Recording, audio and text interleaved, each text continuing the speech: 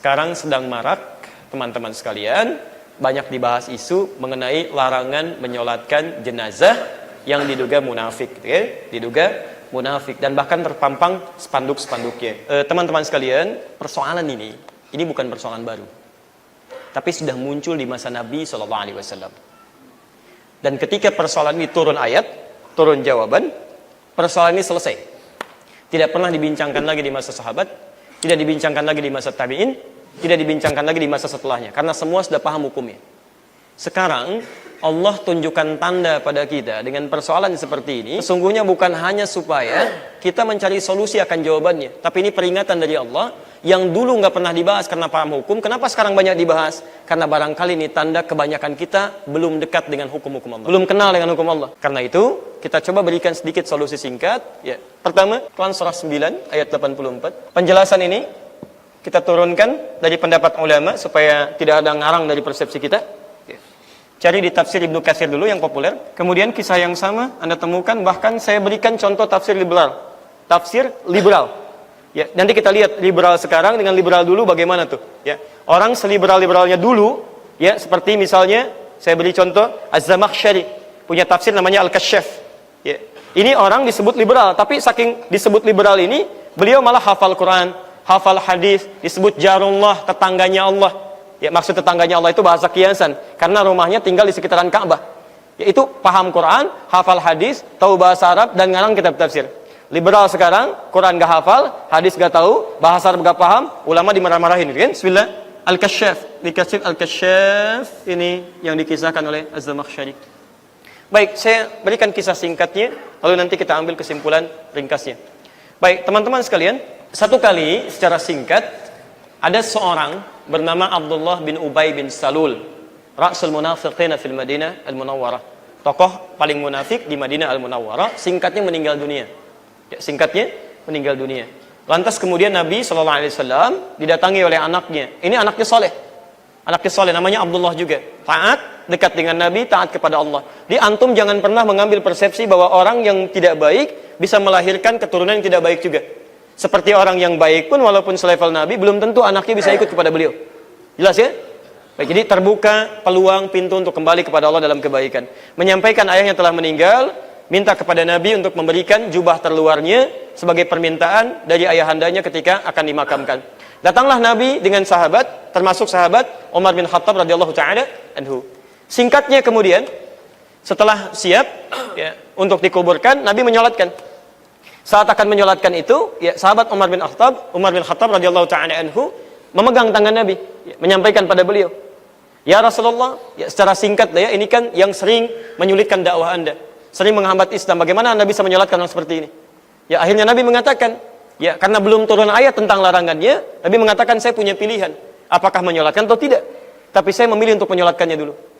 Jadi Anda bisa bayangkan bagaimana cintanya Nabi terhadap umatnya, masih berharap kepada Allah.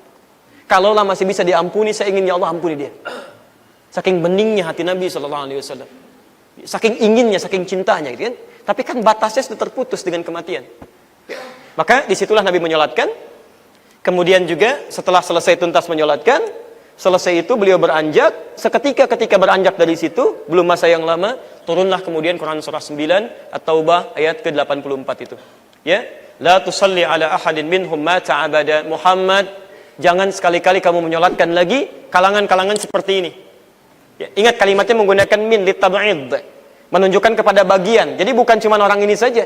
Siapapun orang yang hidupnya seperti ini, punya perilaku demikian, jangan sekali-kali lagi solatkan oleh kamu. Jangan solatkan.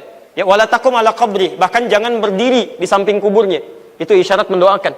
Diboleh Anda berziarah samping kubur, Anda berdiri mendoakan, itu sah hukumnya dengan turunnya ayat ini. Tapi Nabi dilarang menyolatkannya. Dilarang kemudian berdiri di samping kuburnya, ingin menunjukkan dahsyatnya efek sifat munafik ini, sifat nifak ini. Nah, apa yang terjadi setelah itu? Maka Ibnu Katsir di sini memberikan dua pandangan yang sangat indah. Pertama kata beliau, di halaman 498, hadza hukmun amun. Awas ingat, kata Ibnu Katsir ya rahimahullah, hadza hukmun amun fi kullil munafiqin. Ya, ini hukum berlaku secara umum pada setiap orang-orang munafik yang digolongkan di ayat ini. Jadi kalau ada orang munafik, diduga masuk golongan seperti ini, maka hukumnya berlaku umum. Dia tidak boleh disolatkan, tidak boleh juga berdiri di samping kuburnya untuk didoakan. Tapi Anda mesti ingat, jangan diputus sampai sini. Ya. Besok Anda mudah sekali hukumi, wah ini munafik, jangan nyolatin. Ini munafik, jangan didoain. Ya kan? Tidak. Karena kalimatnya mengatakan bagian dari seperti ini. Seperti siapa? Abdullah bin Ubay bin Salul. Jadi kalau ada orang bersikap seperti sikapnya Abdullah bin Ubay bin Salul, ya, di depan seperti orang baik, itu kalau Abdullah bin Ubay bin Salul sholat, itu pas di belakang Nabi. Tapi keluar dari masjid, provokasinya muncul. Muhammad cuma cari perhatian, memecah belah suku kita. Masya Allah. Lihat kalimatnya, ya Rasulullah, sekarang masjid mulai penuh, izinkan saya membuat masjid yang lain, supaya bisa terbagi konsentrasi orang Islam. Begitu jadi masjidnya, ini markas kita untuk nyaingi masjidnya Muhammad. Merencanakan pembunuhan terhadap Nabi. Kemudian memprovokasi, disertir 300 pasukan yang berperang dalam perang Uhud. 1000 orang sudah berangkat, di sebagian tempat sebelum sampai ke Jabal Uhud, diprovokasi 300 orang meninggalkan pasukan Nabi.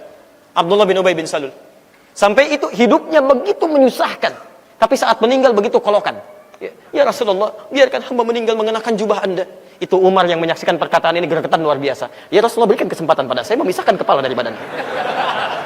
Jadi sudah begini gitu ya. Saking gak enaknya, tapi kata Nabi, tahan. Karena boleh jadi kita tahu dia munafik, orang lain belum tentu tahu. Karena itu Nabi pun sekaligus mencegah persepsi negatif dari masyarakat. Karena tidak semua orang kenal siapa munafik ini.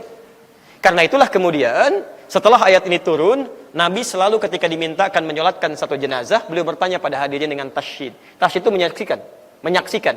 Kata beliau, ahadza min ahlil khair? Apakah ini termasuk orang baik? Kalau mereka menjawab, ini orang baik ya Rasulullah, maka beliau baru menyolatkan.